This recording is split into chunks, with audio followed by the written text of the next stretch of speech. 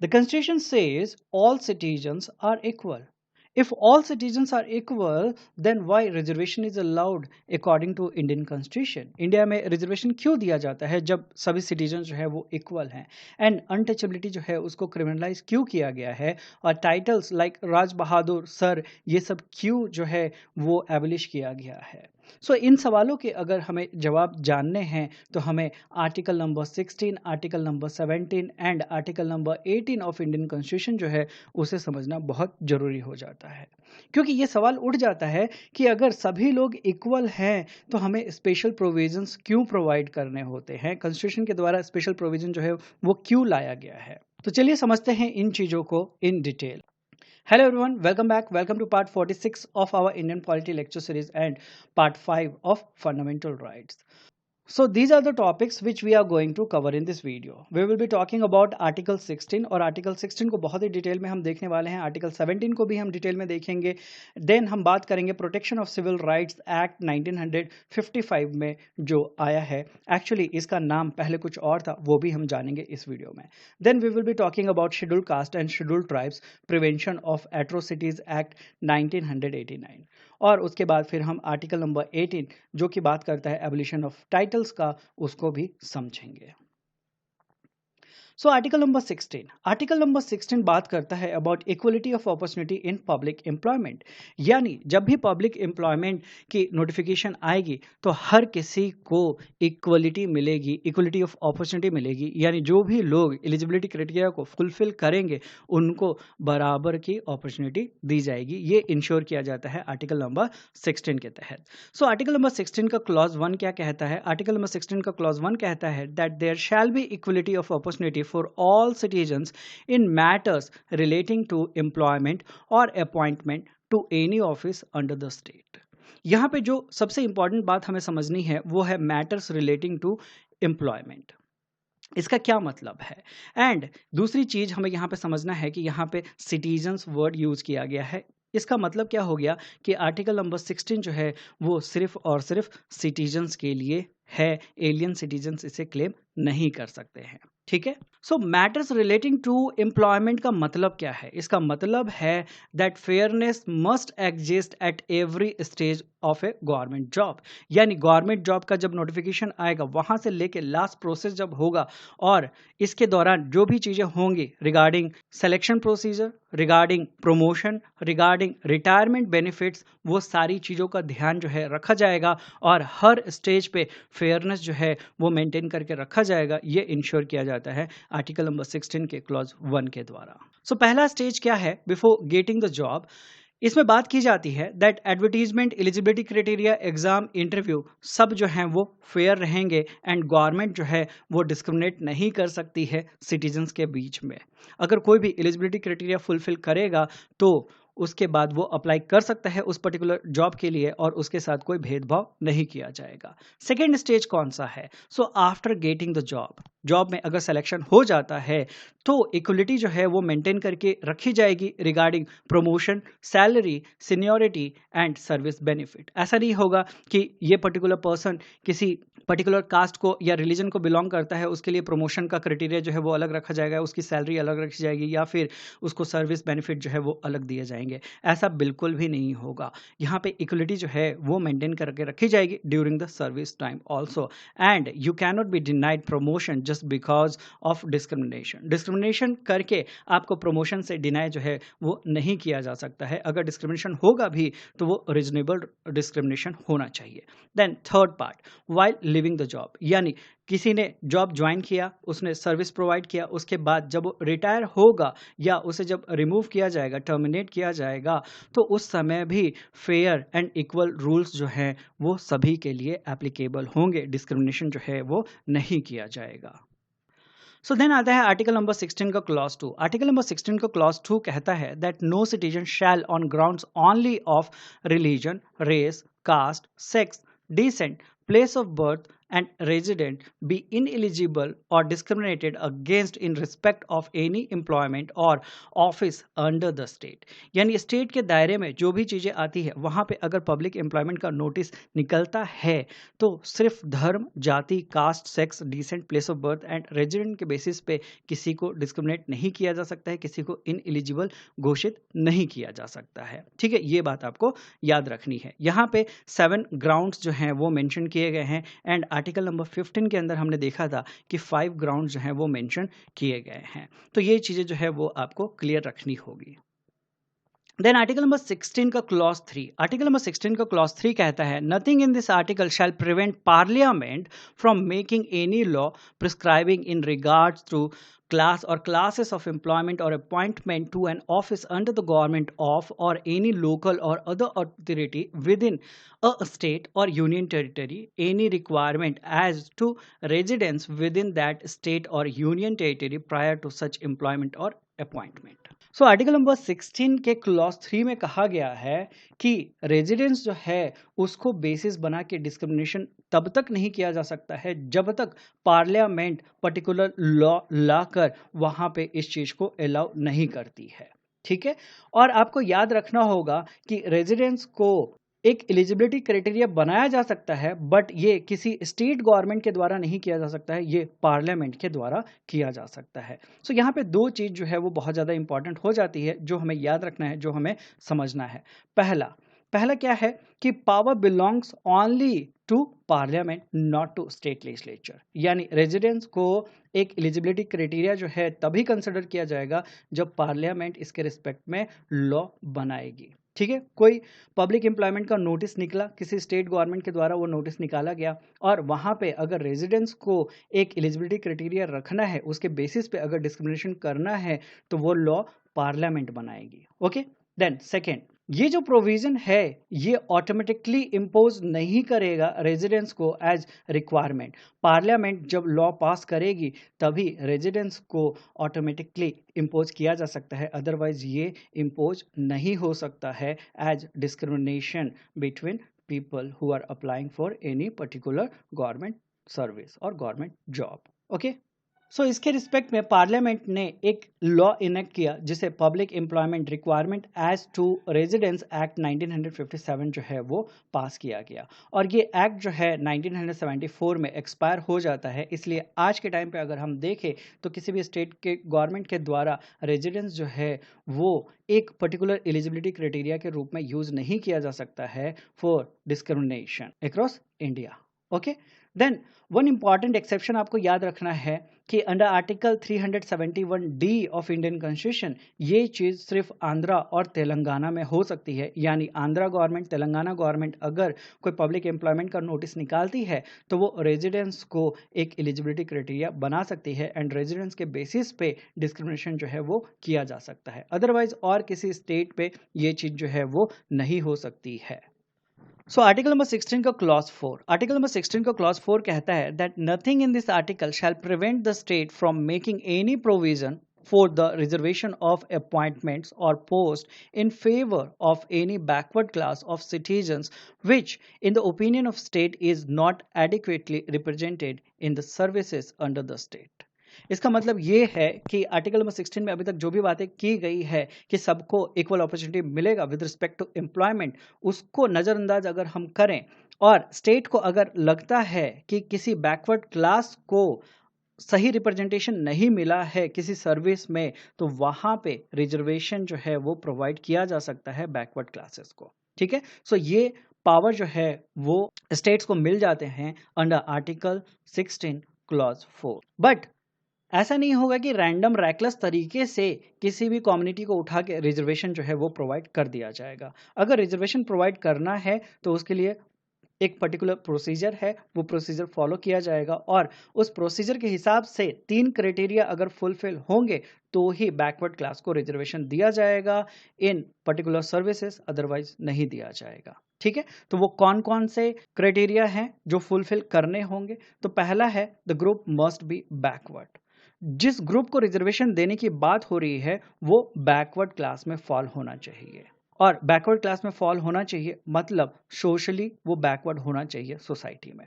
Then second, they must not be adequately represented, यानी सरकार को पहले ये चेक करना होगा कि इस समुदाय के लोगों का कितना संख्या है इस पर्टिकुलर सर्विस में। अगर संख्या बहुत कम है उस पर्टिकुलर समुदाय के लोगों की उस पर्टिकुलर सर्विस में, तो ही रिजर्वेशन जो है वो प्रोवाइड किया जा सकता है, अदरवाइज नहीं किया जा सकता है। Then the state decides this, यानी स्टेट के हाथों में है कि वो फाइनल डिसीजन लेगी कि रिजर्वेशन प्रोवाइड करना है कि नहीं करना है। बट इसका ये मतलब नहीं है कि ये रिजर्वेशन जब प्रोवाइड किया जाएगा तो कोर्ट्स इसको चेक नहीं कर सकती है। ये चीज़ें जो है वो कोर्ट्स के द्वारा भी चेक किए जाएंगे, एंड कोर्ट अगर पाती है कि हाँ सारी चीज़ों को सही तरीके से फॉलो करके रिजर्वेशन प्रोवाइड किया गया है तो ये वैलिड रहेगा, अदरवाइज कोर्ट्स जो है उसको इनवैलिड घोषित कर सकते हैं। सो आर्टिकल नंबर 16 का क्लॉज 4 जो है वो कहता है that state may provide reservation. यहाँ पे मे प्रोवाइड रिजर्वेशन का ये मतलब है कि रिजर्वेशन जो है वो मैंडेटरी नहीं है। स्टेट चाहे तो प्रोवाइड कर सकती है रिजर्वेशन और न चाहे तो वो प्रोवाइड नहीं भी कर सकती है। ठीक है, देन आर्टिकल नंबर 16 में क्लॉज 4A जोड़ा गया, और आर्टिकल नंबर 16 के अंदर क्लॉज 4A जब जोड़ा गया तो उसके द्वारा ये बताया गया कि स्टेट्स जो हैं उनको अलाउ किया जा रहा है कि वो रिजर्वेशन प्रोवाइड कर सकते हैं in promotion for SCs and STs, यानी किसी ST SC कम्युनिटी के पर्सन ने कोई सर्विस ज्वाइन की तो उनको प्रमोशन में भी रिजर्वेशन मिलेगा, बट ऐसे ही रैंडम तरीके से नहीं मिलेगा। ठीक है, और ये चीज कब लाई गई? Bye 77th constitutional amendment act, जो कि हुआ था 1995 में। और इससे रिगार्डिंग एक केस जो है वो ओरिजिनेट हुआ था, जर्नैल सिंह केस। तो इस केस के जजमेंट में कोर्ट ने क्या कहा कि सबसे पहली चीज कि अगर प्रमोशन में रिजर्वेशन की बात हो रही है तो जिस पर्सन का सिलेक्शन हो चुका है अंडर दैट पर्टिकुलर कैटेगरी, उसको बार बार बैकवर्डनेस जो है वो प्रूफ नहीं करना है। ठीक है, एंड पहले ये चेक किया जाएगा कि इस समुदाय के लोग जो हैं उनका रिप्रेजेंटेशन जो है वो बहुत ही कम संख्या में है उस पर्टिकुलर सर्विस में, और ये अगर कंडीशन सेटिस्फाई होती है तो ही प्रमोशन के लिए रिजर्वेशन जो है वो कंसिडर किया जाएगा। अगर उस समुदाय के लोग जो है उस सर्विस में ऑलरेडी बहुत ज़्यादा हैं तो वहाँ पे रिजर्वेशन जो है प्रमोशन में नहीं दिया जाएगा, एंड क्रीमी लेयर प्रिंसिपल जो है वो भी अप्लाई किया जाएगा for promotion of SC and ST। But ये थ्रू आउट इंडिया जो है वो यूनिफॉर्म नहीं है, तो कहीं पे ये चीज़ें जो है वो सही तरीके से थ्रू आउट इंडिया फॉलो नहीं हो पाती है। देन आर्टिकल नंबर 16 के अंदर एक और क्लॉज जोड़ा गया, क्लॉज 4B, और आर्टिकल नंबर 16 के क्लॉज 4B की वजह से स्टेट को ये परमिशन मिल जाता है कि they can carry forward unfilled reserve vacancy of the year to the next year. मान लेते हैं कि 2025 के अंदर 20% जो रिजर्व सीट थी वो खाली रह गई, यानी ये बैकलॉग रह गया, तो 2026 में जो क्राइटेरिया रखा गया है 50% का, वो 50% तो रहेगा ही, और क्योंकि ये बैकलॉग है तो ये नेक्स्ट ईयर में जोड़ा जा सकता है, और इस तरीके से हम देखते हैं कि 2026 में फिर 70% का रिजर्वेशन जो है वो हो जाएगा। तो हमने देखा था कि इंदिरा साहनी केस में कहा गया था कि 50% का सीलिंग जो है वो क्रॉस नहीं होना चाहिए, बट यहाँ पे क्रॉस हो जा रहा है, बट ये वैलिड है। क्यों? क्योंकि इसके अंदर बैकलॉग जो वैकेंसी है उसको जोड़ा गया, उसके वजह से वो 50% की सीलिंग जो है वो क्रॉस हो रही है। और ये जो है आर्टिकल ये लाया गया था bye 81st constitutional amendment act, जो कि हुआ था ईयर 2000 में। ओके, देन आता है आर्टिकल नंबर 16 का क्लॉज 5। सो आर्टिकल नंबर 16 के क्लॉज 5 में ये कहा गया है कि अगर कोई रिलीजियस इंस्टीट्यूशन है तो वहां पे उसी रिलीजन के पर्टिकुलर पर्सन को वो पोस्ट जो है वो प्रोवाइड किया जाएगा। So if A job is connected with a religious institution, the law may require that person appointed belongs to that religion।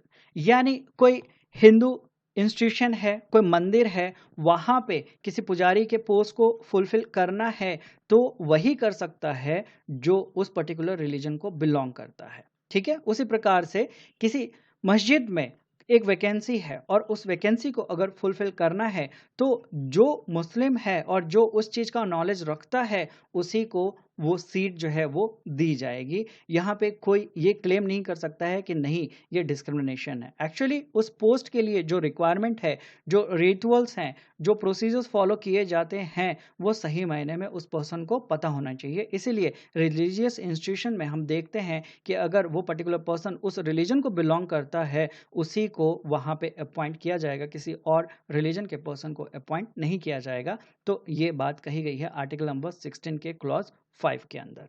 क्योंकि नॉर्मली आर्टिकल नंबर 16 जो है वो गारंटी करता है equality of opportunity in public employment, but article number 16 का clause 5 जो है वो एक एक्सेप्शन क्रिएट करता है, और ये एक्सेप्शन एप्लीकेबल है only to offices connected with religious institution. ये ऑर्डिनरी गवर्नमेंट जॉब्स में एप्लीकेबल नहीं है।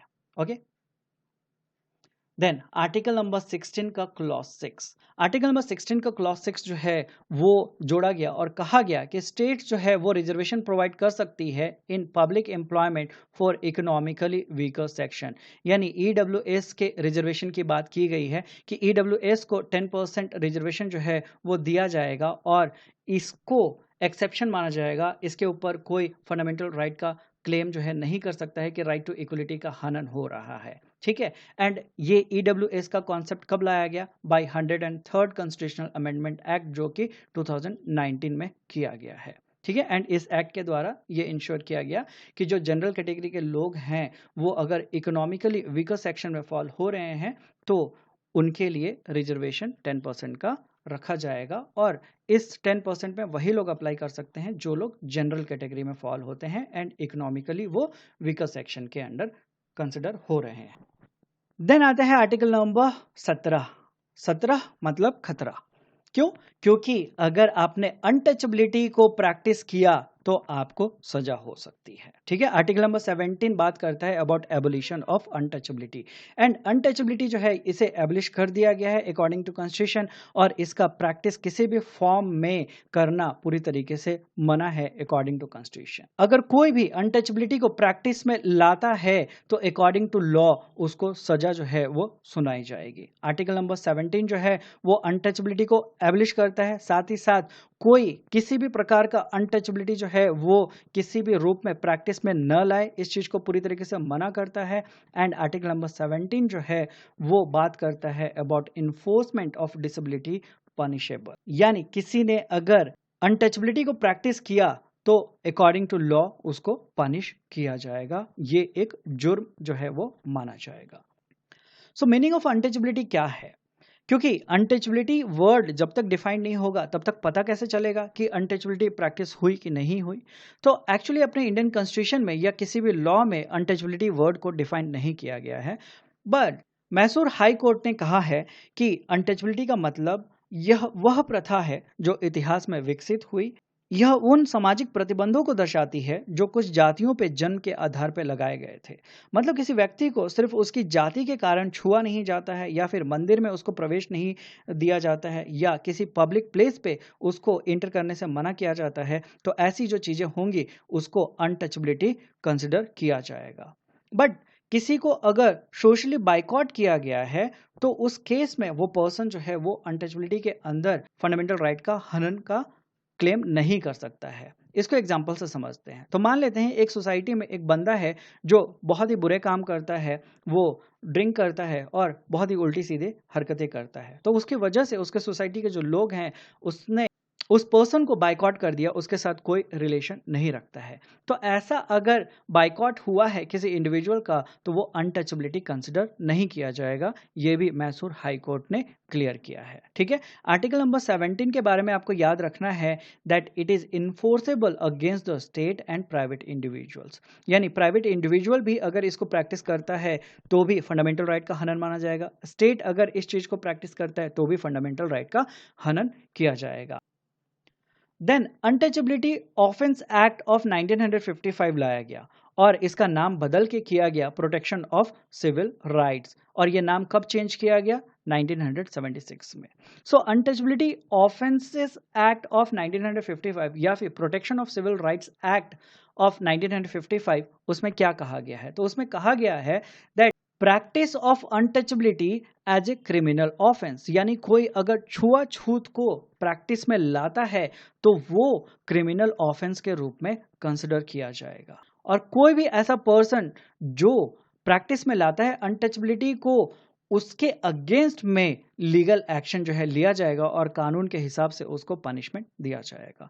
According to this act, anything accessible to the general public should be equally accessible to all Indian citizens। यानी जो public places है जहाँ पे हर general जनता जा सकती है, वहाँ पे आप किसी को किसी के कास्ट के बेसिस पे डिनाई नहीं कर सकते हो एंट्री, वहाँ पे आप उसको जाने से रोक नहीं सकते हो। ठीक है। आर्टिकल नंबर 17 जो है वो बहुत ही इंपॉर्टेंट एक राइट प्रोवाइड करता है राइट टू इक्वलिटी के तहत। एंड ये सिर्फ इक्वलिटी ही प्रोवाइड नहीं करता है बल्कि सोशल जस्टिस भी लाने की कोशिश करता है। Then protection of civil rights act 1955 में ये बताया गया है कि कोई पर्सन अगर किसी के कास्ट के बेसिस पे पब्लिक इंस्टीट्यूशन में किसी का एडमिशन जो है रोकता है, यानी उसे एंट्री देने से मना करता है, तो वो अनटचबिलिटी में कंसिडर होगा। Then denial of access to public places पे अगर उस पर्सन को जस्ट बिकॉज वो किसी एक पर्टिकुलर कम्युनिटी को बिलोंग करता है अगर रोका जाएगा तो भी ये अनटचबिलिटी माना जाएगा।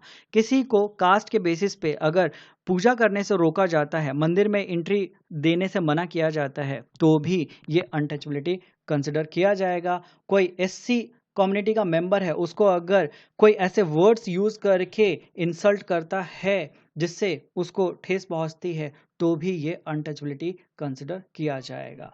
ठीक है।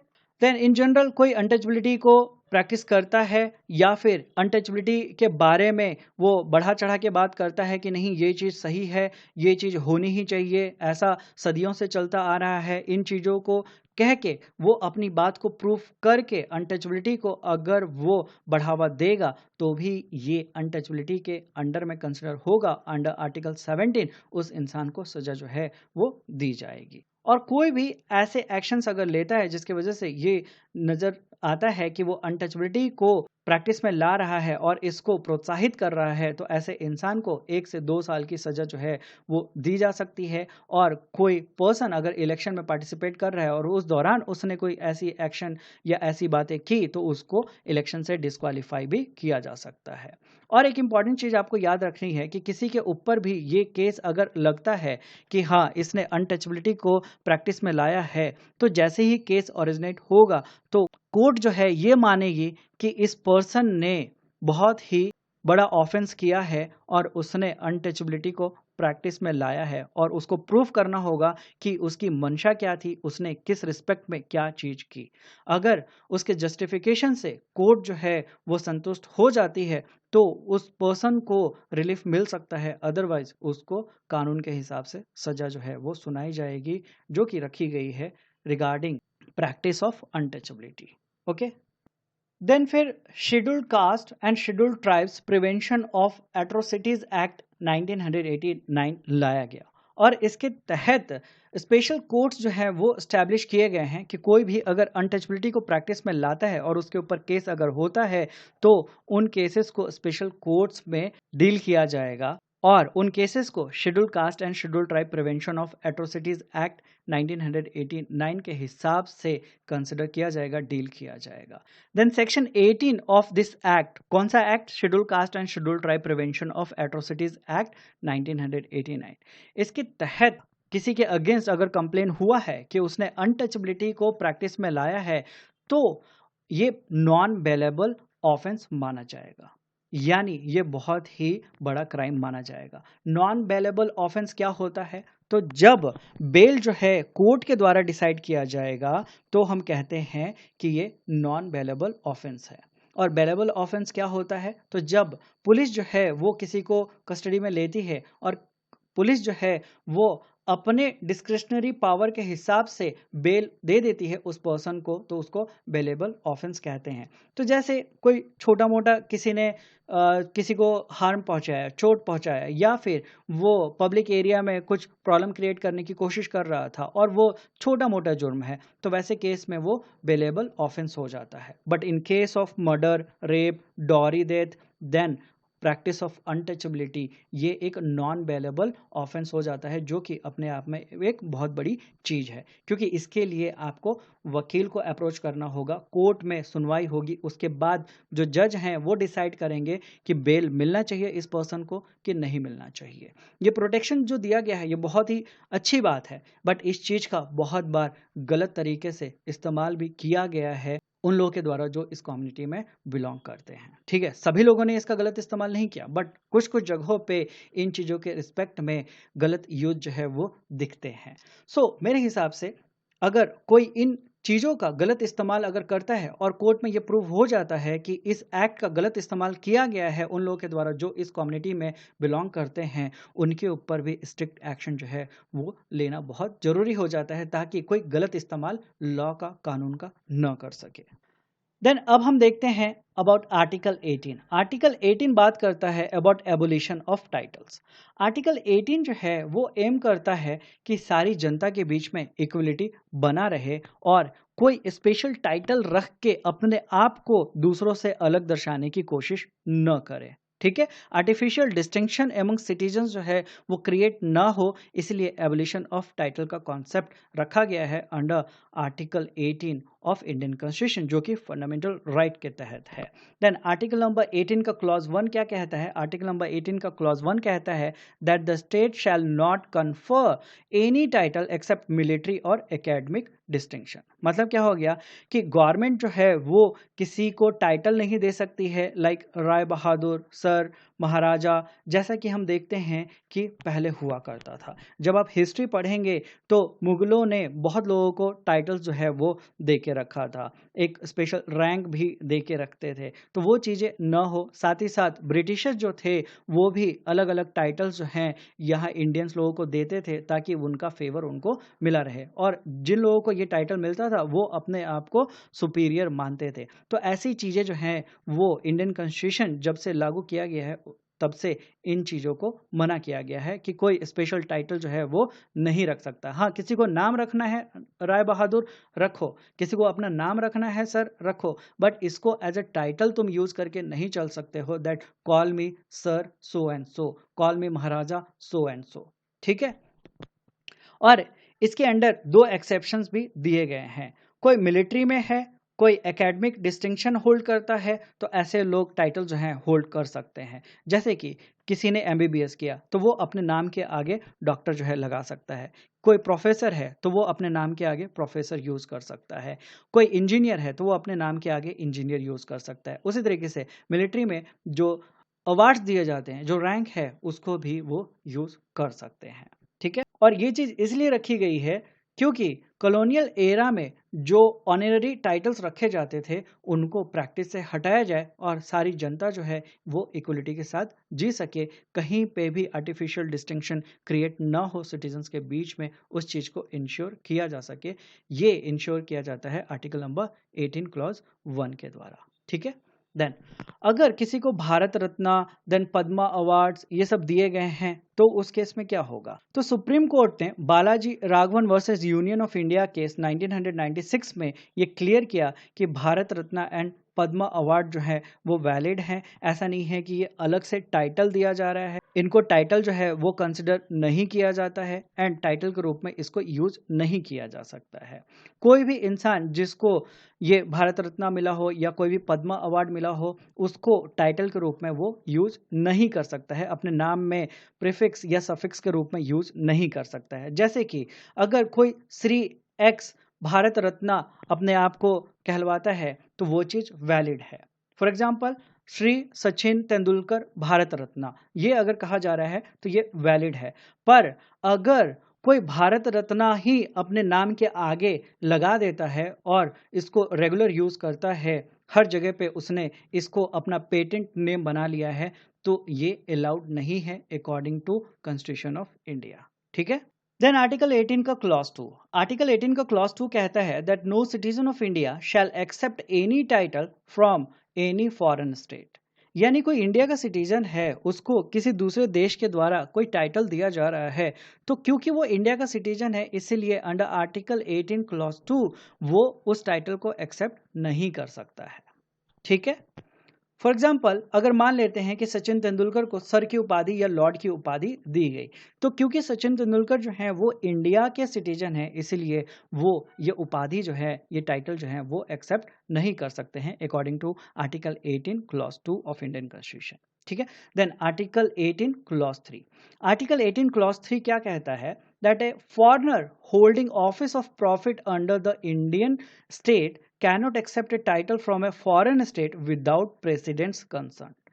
यानी कोई पर्सन है जो दूसरे कंट्री को बिलोंग करता है, फॉर एग्जांपल इंग्लैंड को वो बिलोंग करता है, और इंग्लैंड में उसको एक टाइटल दिया जा रहा है लॉर्ड का या सर का, तो वो पर्सन क्योंकि इंडिया में एक पोस्ट होल्ड कर रहा है, ऑफिस ऑफ प्रॉफिट वो होल्ड कर रहा है, तो वो तब तक उस टाइटल को एक्सेप्ट नहीं कर सकता है जब तक प्रेसिडेंट ऑफ इंडिया उसको कह नहीं देते हैं कि हाँ तुम एक्सेप्ट कर लो। यानी प्रेसिडेंट ऑफ इंडिया की पहले परमिशन लेनी पड़ेगी ऐसे इंडिविजुअल को, और प्रेसिडेंट ऑफ इंडिया अगर कहते हैं, अलाउ करते हैं, तो ही वो पर्सन उस टाइटल को ले सकता है, एक्सेप्ट कर सकता है, अदरवाइज वो एक्सेप्ट नहीं कर सकता है। ठीक है, तो यहाँ पे एक वर्ड आया है ऑफिस ऑफ प्रॉफिट। कोई फॉरेनर अगर ऑफिस ऑफ प्रॉफिट होल्ड कर रहा है, इसका क्या मतलब हुआ? तो मान लेते हैं एक फॉरेनर है जो गवर्नमेंट ऑफ इंडिया के तहत एक एडवाइजर के रूप में काम कर रहा है, एंड वो सैलरी उठा रहा है, उसको सैलरी पे की जा रही है गवर्नमेंट ऑफ इंडिया की तरफ से। तो क्योंकि वो गवर्नमेंट ऑफ इंडिया के तहत काम कर रहा है और गवर्नमेंट ऑफ इंडिया उसको एक पेमेंट दे रही है, तो इसलिए उसका जो पोस्ट है वो ऑफिस ऑफ प्रॉफिट के अंडर में आएगा। तो ऐसा कोई पर्सन है और उसको अगर टाइटल दिया जा रहा है, तो पहले उसको इंडियन प्रेसिडेंट से परमिशन लेनी होगी, बिकॉज वो इंडिया में काम कर रहा है, एंड इंडिया के हेड कौन है? President of India. तो प्रेसिडेंट ऑफ इंडिया से परमिशन मिलने के बाद ही वो टाइटल को एक्सेप्ट कर सकता है। Then article number 18 clause 4। Article number 18 का क्लॉज 4 कहता है no person holding any office of profit under the state shall accept any present emoluments और office from a foreign state without president's concern. यानी कोई individual है, वो office of profit अगर hold करता है, गवर्नमेंट ऑफ इंडिया के under वो काम कर रहा है, तो उसको अगर कोई गिफ्ट दे रहा है, कोई सैलरी दे रहा है, या कुछ और चीजें उसको प्रोवाइड की जा रही है दूसरे कंट्री के द्वारा, तो वो तब तक एक्सेप्ट नहीं कर सकता है जब तक प्रेसिडेंट ऑफ इंडिया उसको अप्रूव नहीं करते हैं। अगर प्रेसिडेंट ऑफ इंडिया कहते हैं कि हाँ आपको ये पर्टिकुलर गिफ्ट मिल रहा है या सैलरी मिल रहा है, आप एक्सेप्ट कर लो, तो ही वो पर्सन एक्सेप्ट कर सकता है, अदरवाइज वो एक्सेप्ट नहीं कर सकता है। तो ये प्रोविजन क्यों रखा गया है? ताकि फॉरेन इन्फ्लुएंस को रोका जा सके, एंड ऐसा ना हो कि कोई इंडियन पर्सन है वो ऑफिस ऑफ प्रॉफिट होल्ड किया हुआ है, उसको गिफ्ट या सैलरी जो है दूसरे कंट्री से दिया जा रहा है, और वो उन चीज़ों को लेकर इंडिया के अगेंस्ट ही कुछ बोलना शुरू कर दे, या फिर उस पर्टिकुलर कंट्री के फेवर में वो चीज़ें ऐसे रखना शुरू करे कि इंडिया का वैल्यू जो है वो घटे या इंडिया का इंप्रेशन खराब हो। तो फॉरेन इन्फ्लुएंस जो है उसको प्रिवेंट किया जा सके, एंड भारत की संप्रभुता और अखंडता जो है वो हमेशा बनी रहे, इस चीज़ को मद्देनजर रखते हुए ये आर्टिकल जो है इंडियन कॉन्स्टिट्यूशन में वो डाला गया है। ओके, देन 1954 में हम देखते हैं कि भारत रत्न एंड पद्मा अवार्ड जो है वो स्टार्ट किए गए थे। इनिशियली भारत रत्न जो है वो exceptional services in arts, literature, science and public services में दिया जा रहा था, आज भी ये कंटिन्यू किया जाता है। देन 1977 में क्या हुआ, जब जनता पार्टी की सरकार बनी under leadership of Morarji Desai, तो भारत रत्न पद्मा अवार्ड जो है इसको डिसकंटिन्यू कर दिया गया, इसको बंद कर दिया गया। और रीज़न क्या बताया गया कि ये जो हम अवार्ड्स दे रहे हैं ये वायलेट कर रहे हैं spirit of article 18, that is abolition of title को ये वायलेट कर रहे हैं, ये एक टाइटल के रूप में हो जा रहा है। ये कंसिडर किया गया जनता पार्टी के द्वारा इन 1977। इसलिए हम देखते हैं कि 1977 से लेकर 1980 तक कोई भी भारत रत्न या फिर पद्मा अवार्ड नहीं दिए गए थे। एंड 1980 में जब इंदिरा गांधी की गवर्नमेंट वापस आ जाती है, कांग्रेस गवर्नमेंट जब पावर में आ जाती है, तो उन्होंने इन अवार्ड्स को वापस स्टार्ट करा दिया। ओके, सो आई होप कि आपको वीडियो अच्छा लगा हो। वीडियो अगर आपको अच्छा लगा हो तो प्लीज़ वीडियो को लाइक कर दीजिएगा, वीडियो को शेयर कर दीजिएगा। कमेंट में आप मेंशन कर सकते हैं अगर कुछ डाउट्स रह गए हों या अपनी कोई बात मुझ तक पहुंचाना चाहते हो, तो आप कमेंट में उन चीज़ों को लिख सकते हैं। चैनल को आपने अभी तक सब्सक्राइब नहीं किया है तो प्लीज़ सब्सक्राइब कर लीजिए and hit the bell icon to get the latest notification. तो मिलूंगा मैं अगले वीडियो में, और अगले वीडियो में हम डिस्कस करेंगे अबाउट आर्टिकल नंबर 19, जो कि बहुत ही ज़्यादा इंपॉर्टेंट है। ओके, सो मिलते हैं अगले वीडियो में। Till then take care, bye bye, thank you, जय हिंद।